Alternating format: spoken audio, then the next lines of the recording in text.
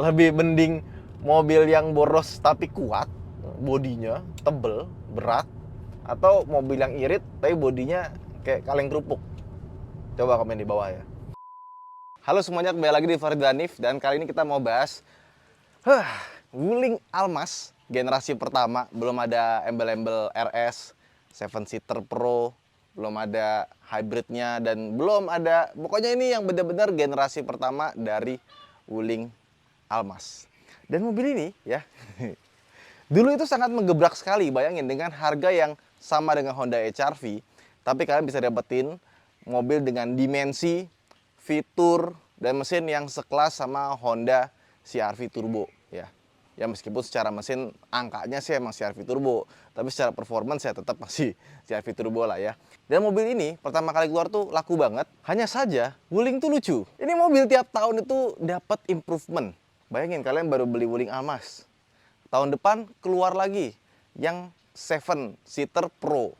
Habis itu keluar lagi yang RS yang bisa ada adasnya, bisa jalan sendiri, bisa macet-macetan. Benar-benar canggih lah. Ada IOV juga. Setelah RS, kemudian muncul lagi versi terbarunya yaitu Wuling Almas Hybrid. Dan di tahun ini, di 2023, keluar lagi versi yang facelift yang bentuknya jadi kayak gini. Jadi bener-bener tiap tahun itu ada update ya. Udah kayak handphone ya. Luar biasa. Dan kalau misalkan strateginya berhasil, seharusnya ya pabrikan-pabrikan lain juga ngikutin gitu. Tiap tahun kan ada model baru, ada fitur baru. Kayaknya seru gitu loh. Dan Wuling sudah membuktikannya. Tapi sayangnya kenapa cuma Almas doang? Kalau misalkan Cortez digituin juga, tiap tahun ada new model gitu. Karena menurut gua Cortez itu mobil Wuling yang paling enak, paling nyaman, dan bisa jadi Innova killer. Bahkan sama Innova gue lebih suka Cortez sebenarnya kalau sebagai penumpang tengah ya.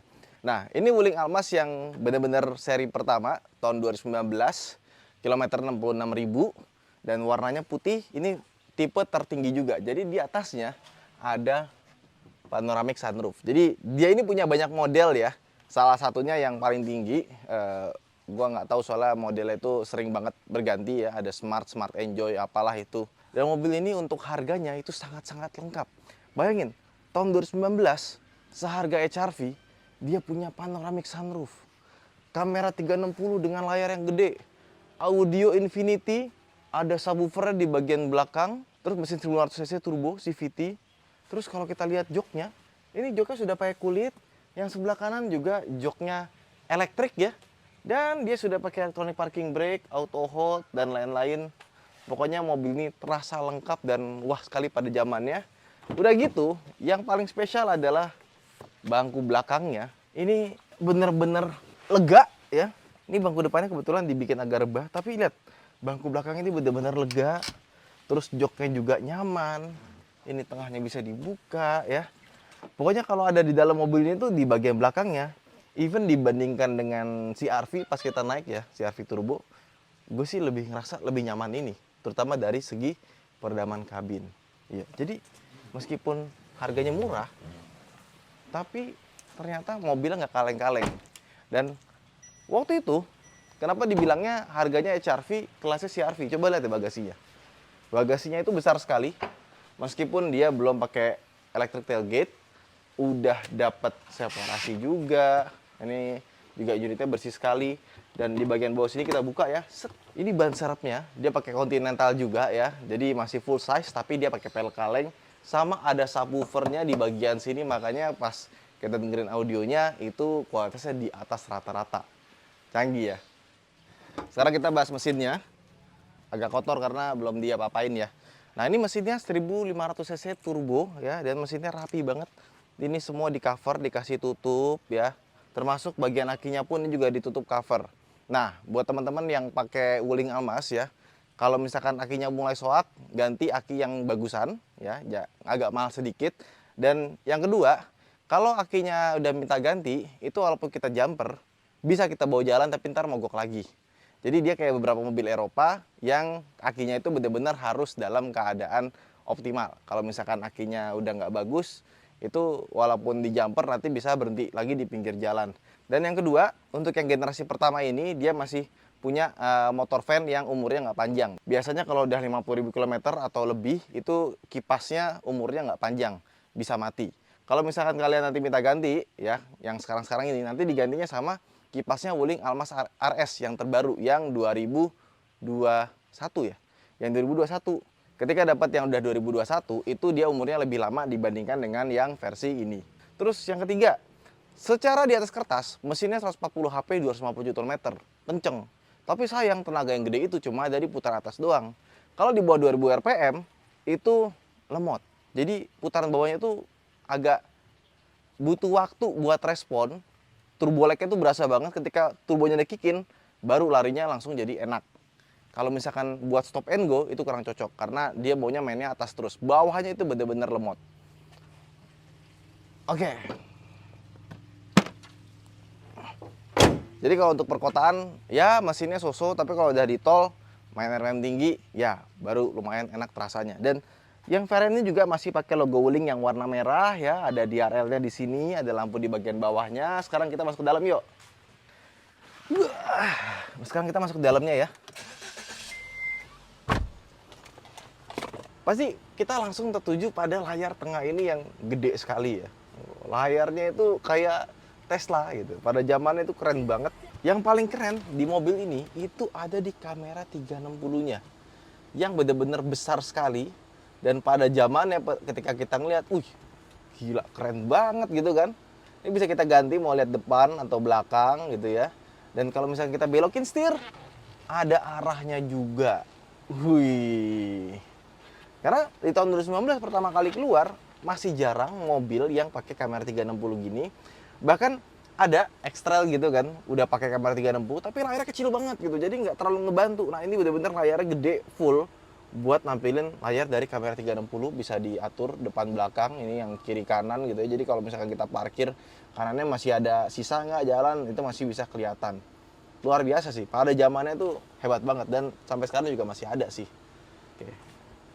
Kita back. Terus di sini juga ada banyak hal. Dia belum ada Android Auto sama Apple CarPlay ya, tapi ada beberapa yang bisa bikin tutorialnya di YouTube. Dia ngehack ya, pakai backdoor atau apa gitu ya, dia bisa bikin ini jadi pakai Android Auto atau Apple CarPlay. Ya, kalian bisa cari aja di YouTube tutorialnya ya. Terus dia ini interface-nya bisa diganti-ganti ya, dan backgroundnya pun bisa diganti-ganti. Nah, terus kalau kita pencet home, ini home-nya ya. Halo Wuling. Halo. Buka sunroof setengah. Oke, membuka sunroof sampai setengah. Oke, coba bunyinya udah agak kasar kayaknya, nanti kalian bawa aja ke Wuling terdekat, minta dikasih grease lagi biar licin lagi. Halo Wuling. Halo. Tutup sunroof. Oke, menutup sunroof. Dan panoramic sunroofnya itu juga gede ya, nggak kayak sunroofnya HR-V yang kecil gitu ya. Ini bener-bener lebar besar kayak Santa Fe. Nah, terus di sini kita bisa ngatur juga kayak tekanan ban, ada TPMS-nya, pendingin udara, panduan ya. Terus pas kita masuk ke setting, itu ada banyak banget yang bisa kita atur ya. Equalizer juga ada, ya kan. Tuh. Interface-nya itu bagus gitu loh. Jadi pas kita ngelihat layarnya itu kayak mau diapa-apain aja tuh enak gitu. Kita ganti biru gelap. Oh, jadi biru gelap jadi gini ya. Oke. Bisa di factory reset juga gitu kan. Pengaturan kendaraan, jendela mobil, menurunkan kaca pintu jarak jauh bisa dimatiin. Car lock-nya bisa diatur semua pintu pengemudi. Pencahayaan mobil bisa diatur, walk me home-nya bisa diatur. Nah, ini bisa lampu flash klakson sama klakson aja buat temukan mobilnya dari remote gitu ya. Cuma dia belum ada IOV-nya. Gitu. Dan suara audionya, karena dia sudah pakai Infinity yang ada subwoofer ya, suaranya enak. Nah, gimana soal kualitas interior sendiri? Kualitas interior juga lumayan menurut gua ya. Kita akan menemukan beberapa bahan soft touch di bagian sini, di sini ya, sampai di bagian sini juga. Cuma untuk bagian sini ini semuanya masih full plastik ya, kecuali bagian sini. Di sini juga pakai full plastik, meskipun di sini agak sedikit goyang ya kalau kita sentuh. Dan speedometernya juga dia persis sama punyanya Cortez. Layar tengahnya gede. Kita juga bisa ngatur beberapa tampilan di sini ya. Termasuk kita bisa tahu lagi setel musik apa sekarang. Kita buka dulu yuk tirainya. Pilih yang di dalam kotak atau di dalam tirai. Ini masih sampai ini ya. Mesti ditahan ya, nggak otomatis ya. Terus di sini, wih, ada kaca dan lampu. Di sini juga ada kaca dan lampunya semua sudah LED sampai bagian belakang. Oke, ini belum elektrokromatik ya. Cuma untuk di bagian setirnya, sayang sekali dia belum pakai telescopic steering. Ini jadi kayak mobil zaman dulu, pas kita atur tilt steeringnya, dia ada pernya. Di sebelah kanan sini ada banyak banget tombol dan kita bisa atur ketinggian lampunya, terus dimmernya seperti apa. Kamera 360 juga ada shortcut dari sini ternyata ya. Oke, sama buat AC, ini kita dapat shortcut juga. Jadi kalau kita mau ngatur AC itu gampang bisa dari sini. Let's go, kita jalan yuk. Enaknya kalau udah pakai electronic parking brake ya, kita udah tinggal ngegas aja, asalkan udah pakai seat belt, langsung jalan. Ketika mobil ini dalam kondisi prima, itu mobilnya enak, nggak ada komplain lah. Dia ini mobil yang kalau diambil diagram nih ya, yang ini sporty, yang ini comfort, dia tuh nggak dari tengah-tengah. Jadi bener-bener mobil yang ngejar comfort aja gitu. Kalau kita ngomongin handling, kedinamisan berkendara gitu, keasikan berkendara, itu bisa dibilang hampir mojok di comfort semua gitu. Semuanya dibikin untuk kenyamanan.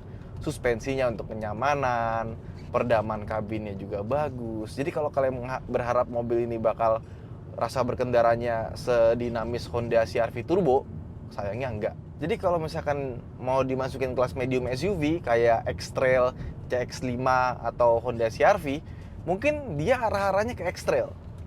Cuma X-Trail kalau kenyamanan lebih empuk lagi sih suspensinya. Lebih enak X-Trail kalau suspensi ya. Ini lebih enak dari CR-V tapi nggak seenak X-Trail dari segi bantingan suspensinya. Dan peredaman kabinnya bagus ya. Suara kolong, suara kanan kiri gitu ya. Tapi dengan catatan kalau kondisi kaki-kakinya lagi baik. Jadi mobil ini dia tuh kaki-kakinya nggak sekuat itu. Rata-rata kalau hampir 50.000 km itu udah banyak minta jajan. Ya, bushing-bushingnya udah mulai kena, terot-terot yang mulai kena. Even sampai steering rack-nya pun juga udah mulai kena. Nah, untungnya kalau kalian masih 3 tahun gitu ya, itu masih digaransi sama Wuling. Jadi kalian datang aja ke Wuling langsung diganti gratis. Dan syukur-syukur kalau digantinya sama yang punyanya Wuling Almas RS. Katanya yang Almas RS itu steering rack-nya beda. Teflonnya lebih banyak. Kalau ini masih mirip kayak punya Cortez. Cuma nggak sengeblodak Cortez sih ya. Terus kalau misalkan nanti udah habis, ini ganti steering rack tuh sekitar 3 jutaan. Langsung dari Wulingnya. Ya untuk mobil, ya kalau kalian CR-V atau X-Trail ganti steering rack kira-kira berapa? Pasti 10 juta lebih ya kan. Harganya ya masih masuk akal untuk sebuah steering rack dan bisa diservis juga sebenarnya. Ya, cuma ini Wuling. Wuling itu harus sempurna ya. Kalau misalkan Honda kayak kaki belum 50.000 udah bunyi, bahkan dari baru udah bunyi, itu wajar dan nggak masalah. Kalau Wuling itu langsung jadi bermasalah. Halo. Kenapa nyaut dia? Ya nggak sih? Jadi kalau gue perhatiin ya, kalau misalkan kita naik mobil Toyota yang FWD gitu ya, Sienta atau mungkin Yaris, kalau Honda naik HR-V, bahkan Honda itu beberapa mobil dari baru itu udah ngeblodak, udah ada suara-suara kecil kalau kita matiin audio ya, udah kedengeran banget tuh. Itu jadi hal yang wajar dan orang nggak terlalu mempermasalahkan. Tapi kalau Wuling, ya kan, sama nih, sama-sama gemelodak gitu kan, yang namanya mobil FWD, kilometer 50 ribuan, ya itu sebenarnya kalau untuk sebuah Honda wajar. Tuh. Dia larinya itu baru ada 3000 RPM ke atas, baru bisa nyaut. Kalau misalkan ya kita lagi jalan santai gitu ya, butuh waktu buat dapetin boost turbonya masuk gitu ke dalam mesin. Lanjut, kalau Wuling itu harus tampil sempurna. Kalau Wuling, bukan halo Wuling ya. Dadah. Jadi ya mobil selain merek Jepang itu harus tampil sempurna. Kalau enggak ya akan dikomplain. Makanya biasanya kalau tipikal pembelinya Wuling atau Hyundai atau semacamnya gitu ya, yang nawarin value for money, features dan kawan-kawan, itu biasanya lebih kritis. Tapi overall ini mobil kalau kalian mau cari mobil yang nyaman buat jarak jauh, ngetol segala macam enak. Dan kalau misalkan kalian ngerasa lemot gitu ya, pastiin di S aja, jangan di D. D-nya tuh bener-bener ampun lemot banget. Cuma konsekuensinya ketika S, ini kita jalan 40 aja, itu RPM udah hampir 2000. Memang kalau digas jadi lebih cepat gitu larinya. Cuma di D aja yang udah ditahan-tahan gitu kan ya. Itu aja borosnya luar biasa. Jadi kalau kalian menurut kalian Innova bensin itu boros ya, ini lebih boros lagi. Kalau misalkan kita pakai dalam kota itu bisa 16, 17 ya. Kalau keluar kota 113, 114. Nah, lumayan. Kebayang kalau misalkan mobil ini nggak pakai CVT itu pasti borosnya lebih parah lagi. Nah, soal CVT gitu kan. Jadi CVT-nya itu buatannya Bosch, ya, Jerman punya, tapi assembly-nya di Indonesia. Jadi Wuling tuh lucu ya. Dia bawa pabrik itu, bikin pabrik itu bukan pabrik buat bikin mobil doang gitu loh. Jadi dibagi setengah, ya setengahnya tuh dikasih buat komponen gitu. Jadi Bosch disuruh ngerakit CVT di situ.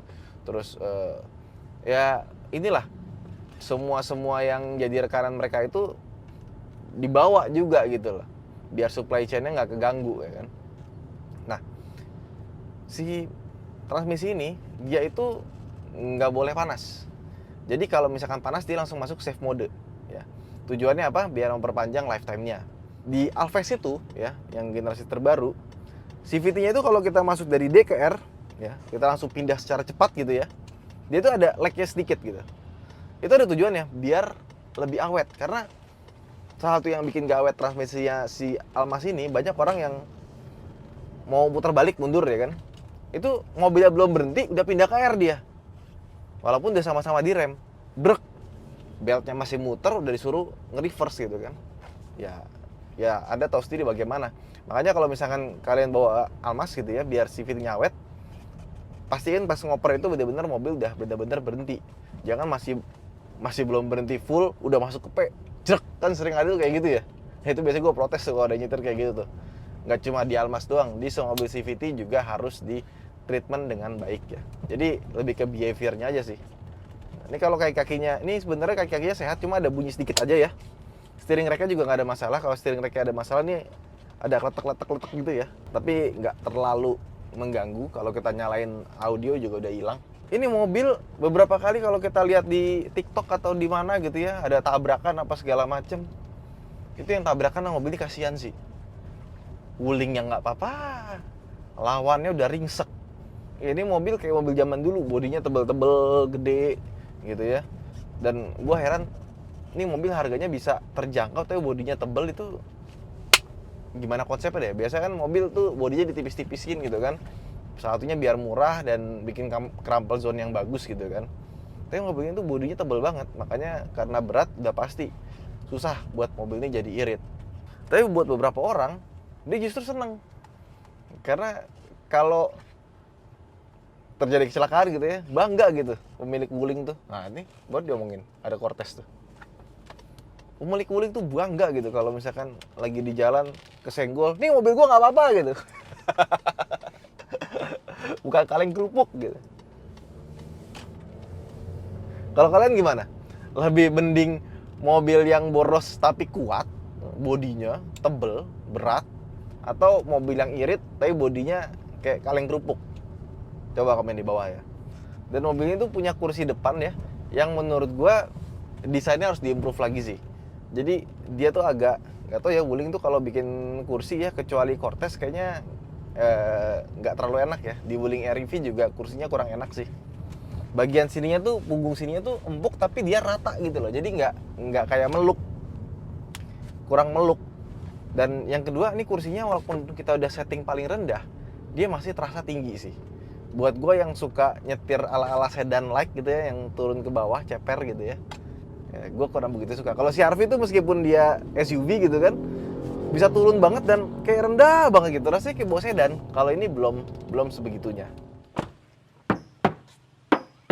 Nggak perlu pakai peredam, udah tebel ya bodinya ya. Ya wes, itu aja mungkin vlog kita kali ini ya. Buat teman-teman yang punya Wuling Almas, coba komen di bawah seperti apa, bagaimana merawatnya dan kawan-kawannya. Saya Danif, sampai jumpa di vlog berikutnya.